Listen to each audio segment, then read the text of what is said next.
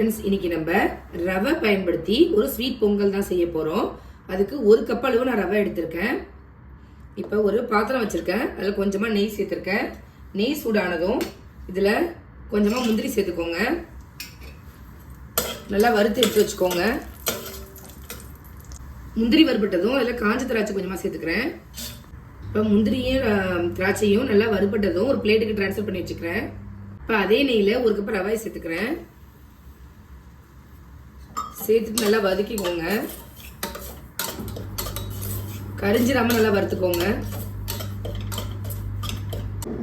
இப்போ பாருங்க, ரவா வந்து நான் ஒரு 5 மினிட்ஸ் போல் நல்லா வறுத்துருக்கேன்.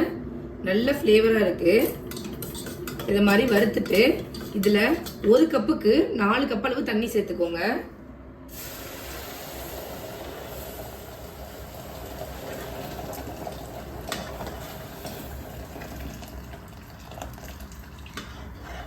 ஒரு கப்புக்கு 4ங்கிற அளவில் தண்ணி சேர்த்துருக்கேன். இது நல்லா மிக்ஸ் பண்ணி விட்டுக்கோங்க.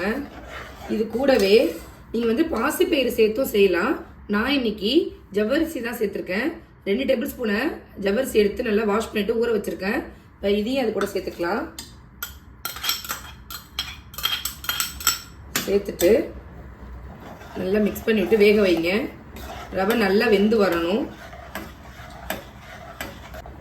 ஸ்டவ்வை லோ டு மீடியம்லேயே வச்சுக்கோங்க. நல்லா வெந்து வரணும்.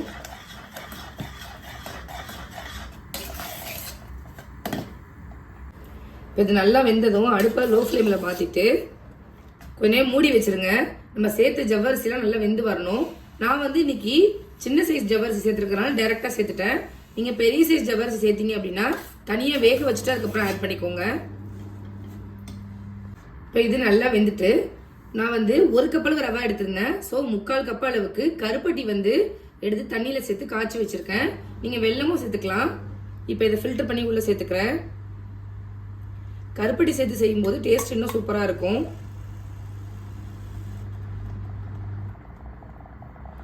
இதை ஃபில்டர் பண்ணி இது கூட சேர்த்துக்கிறேன்.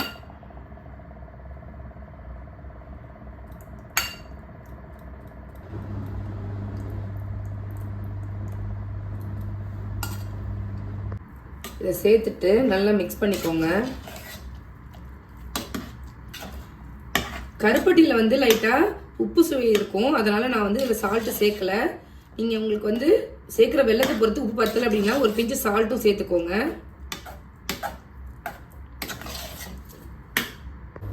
பாருங்கள், இது நல்லா நான் மிக்ஸ் பண்ணிட்டேன். இது கூட நம்ம வறுத்து வச்சிருந்த முந்திரி திராட்சையை சேர்த்துக்கலாம். சேர்த்துட்டு இது கூட கொஞ்சம் ஏலக்காயும் சேர்த்துக்கிறேன் ஃப்ளேவருக்காக.